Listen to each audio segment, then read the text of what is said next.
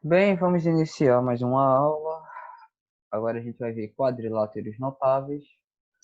E o que nós temos com quadriláteros notáveis?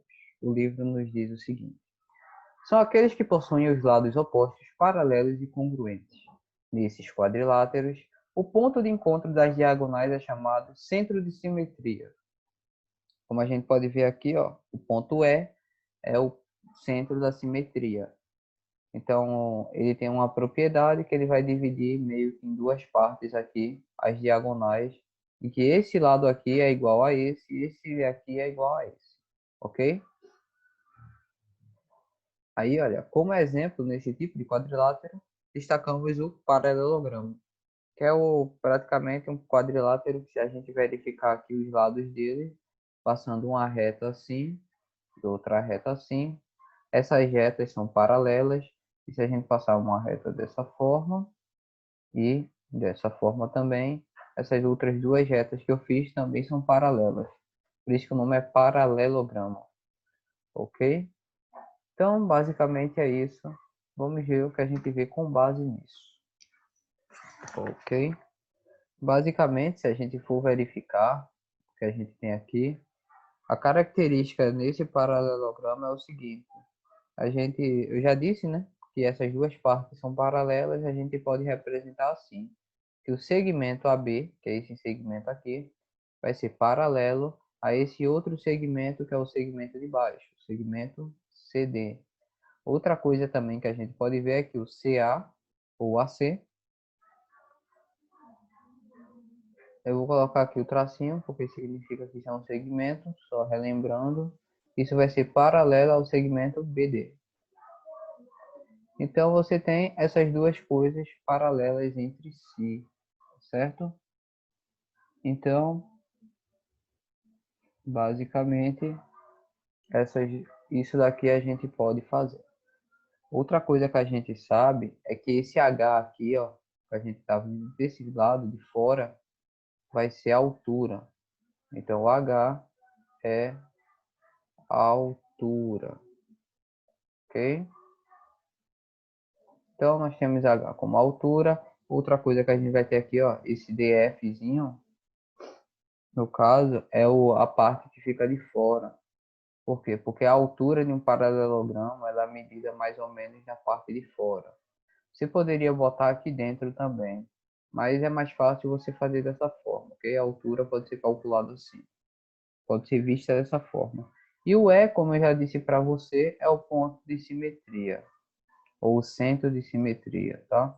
Vou até escrever que é mais fácil. Centro de simetria. Pronto. Então, o E, que está no meio, é o centro de simetria desse quadrilátero. No caso, é um paralelogramo. E olha, alguns, no caso, vai ter alguns outros além desses, vai ter umas coisas específicas. Por exemplo, a gente vai ver agora o retângulo, que ele tem umas coisas bem específicas em relação a, no caso, os nomes, né? O nome retângulo é um nome bem específico de um quadrilátero. Eles têm vários, mas a gente utiliza esse. Então, o que é que a gente tem aqui? Vamos lá. Primeira coisa do retângulo é que ele é um paralelogramo, ou seja, ele é a mesma coisa do anterior. Se a gente for verificar aqui esses lados, são paralelos, só que ele tem uma outra coisa. Todos os ângulos internos dele é igual a 90. Então, olha, a gente pode comparar dizendo o seguinte: esse ângulo M, ele vai ser congruente a esse ângulo A, isso vai ser congruente ao ângulo. No caso aqui, não está aparecendo tão bem, mas vai ser ao ângulo R e vai ser também congruente ao ângulo K, que são esses dois aqui que estão embaixo, tá? E qual é a medida desses daqui? Isso tudo é 90 graus, ok? Esses ângulos são todos 90 graus que a gente tem aqui. E outra coisa que a gente tem também, ó, que no caso, essas duas partes são as diagonais AK, esse segmento AK vai ser igual ou congruente a esse segmento MR. Então, essas são as duas características que a gente tem desse retângulo. São os lados e as diagonais são congruentes, ok? Outras coisas também que a gente já conhece de retângulos é os lados deles serem iguais, 2 a 2, ou seja, esse lado ser igual a esse lado ser igual a esse. Mas isso a gente nem precisa, que isso aí vocês já devem saber, certo? Então, vamos continuar. Vou continuar aqui. O que é que a gente tem? Losango. Losango é uma outra parte, no caso, um outro paralelogramo especial que a gente vai ver, né? Aqui, ó, os 4 lados deles são congruentes esse paralelogramo. E no caso, as diagonais de um losango são perpendiculares entre si. Então, o que é que acontece? Quando a gente passar as diagonais, acontece que no meio forma um ângulos de 90 graus, tá certo? Então, o que é que a gente pode dizer aqui sobre as características? No caso, esses dois ângulos aqui, ó, as diagonais, no caso esse x, esse ângulo x aqui, ele vai ser congruente a esse ângulo y. Isso vai acontecer, ops, aqui não. Isso vai acontecer só com isso aqui? Não. Esse lado vai ser congruente a esse lado vai ser congruente a esse lado aqui vai ser congruente a esse também, tá certo? Então vai ter tudo isso aí. Outra coisa que a gente tem também é essas duas medidas desses ângulos aqui, ó. A gente pode dizer que o ângulo θ vai ser igual ao ângulo beta. Então essas duas coisas acontecem. É só com esses dois? Não. Esse lado é igual a esse, que é igual a esse, que é igual a esse. São todos 90 graus, tá certo? E ainda a gente tem uma outra coisa, que é uma característica que a gente pode dizer que AR, que é esse daqui, ele vai ser perpendicular. Aí, olha, o símbolo de perpendicular é isso daqui, tá? Eu vou até colocar aqui, ó, o nome. Perpendicularidade. Por quê? Isso daqui, a perpendicularidade, ela nos diz quando isso forma um ângulo de 90 graus. Então, AR é perpendicular a MN. Significa que quando a gente passa esses dois, ângulos de 90 graus se formam. Tá certo? E a gente também tem o ponto P, que ele está aqui no meio, ó, bem escondidinho. Esse P, ele vai ser chamado de ponto médio das diagonais ou bissetrizes. Então, ó, ponto médio das diagonais. Que no caso são bissetrizes porque dividem aqui esse ângulo meio a meio. Tá? Então, são essas as características que a gente tem em relação a um losango. As diagonais são bissetrizes e elas são, no caso, perpendiculares. São essas duas coisas principais. Tá certo? Então, vamos agora para um próximo. Vamos verificar aqui. O quadrado, que ele é o mais conhecido.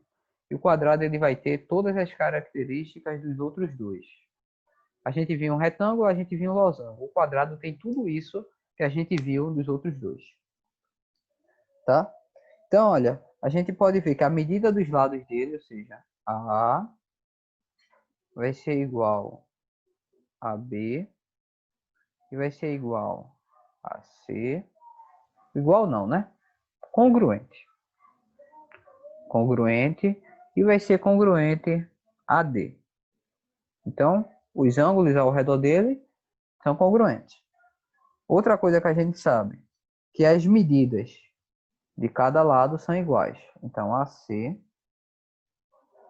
é congruente a CD, que é congruente a DB, e é congruente a BA. Então, nós temos todas essas medidas congruentes. Outra coisa que a gente tem também é que se a gente pegar a D, que é, no caso, essa, como posso dizer, essa diagonal, então, essa diagonal AD, aqui, ó. Para quem não lembra o que é diagonal, diagonal é quando a gente pega um quadrilátero e pega os vértices opostos dele e passa um segmento. Então, isso é uma diagonal. Então, essa, no caso, um quadrado tem duas diagonais. Então, olha, essas duas diagonais aqui, elas vão ser, no caso, perdão, elas também são congruentes, para falar a verdade. Outra coisa também que elas vão ser, além disso, é perpendiculares, tá? Então elas partem, no caso, em ângulos de 90. Outra coisa que também vai ser, AD é bissetriz.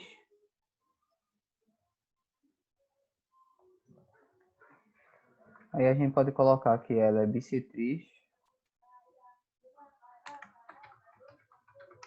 de A e D. Isso significa que quando ela passa aqui, ó, e se a diagonal passa, esses dois ângulos aqui, ó, isso fica igual e esse daqui também, tá certo? Então, olha, isso daqui é igual a isso, que é igual a isso, que é igual a isso. E a gente vai ver também que isso daqui, que todos eles são iguais, tá?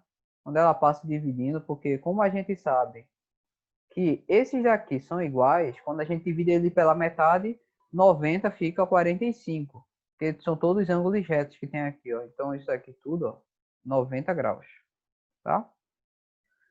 Então a gente tem que tudo isso é dividido, ou seja, ela é bissetriz, no caso as bissetrizes aqui, as diagonais, elas partem tudo numa única coisa. Então da mesma forma eu posso dizer aqui que é bissetriz de B, de C e B. Então são essas as informações que a gente tem, principalmente esses são os mais notáveis, tá certo? Então com essa parte em base, a gente pode fazer as nossas medições. Aí vamos agora para o último, no caso, o último quadrilátero notável que a gente estuda, que vai ser o trapézio, que seria um dos mais complicados, vamos por assim dizer. Porque o trapézio ele vai ter uma quantidade exorbitante de coisas que a gente vai trabalhar em cima. Vamos lá. Primeira coisa que a gente tem é isso daqui. AR, esse lado aqui AR, a gente chama ele um nome específico. Vai ser chamado de base menor do trapézio. Então, se essa é a base menor, a base maior vai ser essa daqui. MN é base maior. Então, a gente tem a base menor, a base maior. E por que a gente está fazendo isso? Porque a gente vai precisar desses dois para fazer uma comparação com algumas coisas. O AK, que é essa parte aqui, a gente vai chamar de altura do trapézio, tá? Então, o AK, esse segmento AK, a gente chama de altura. E por último, a gente tem, no caso, o GD, que é isso daqui.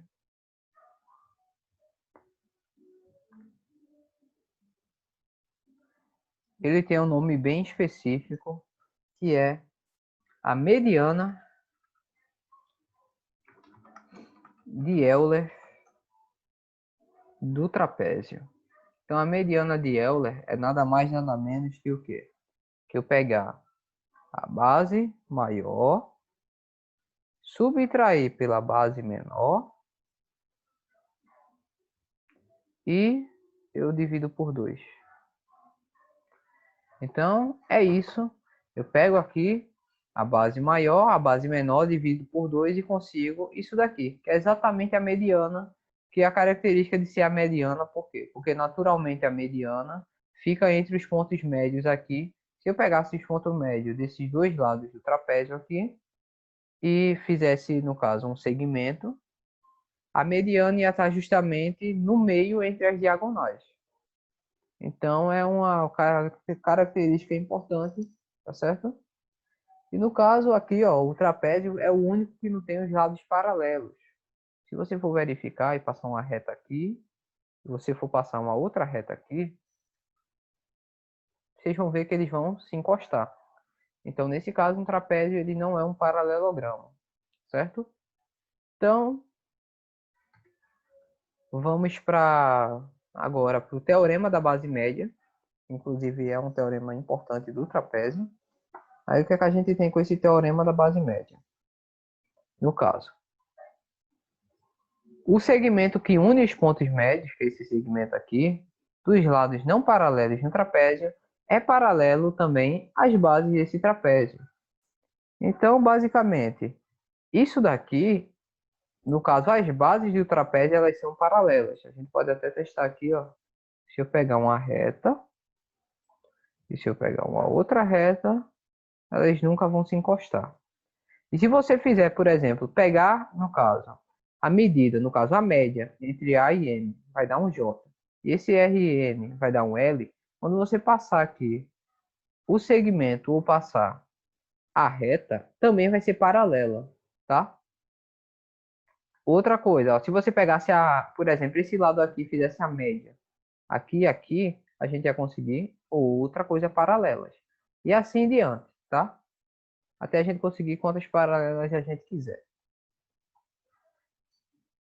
Então, o que é que a gente pode dizer sobre isso aqui? Primeira coisa, a J, que é esse lado aqui,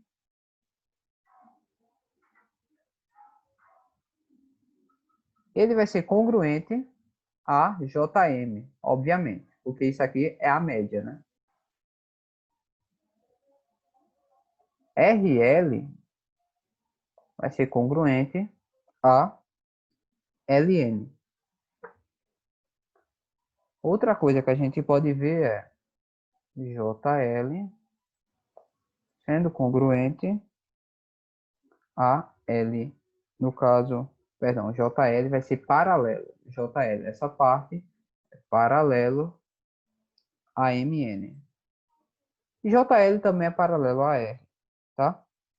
E outra coisa que a gente pode fazer, que no caso JL, ele vai ser igual a você somar esses dois, no caso, as duas bases,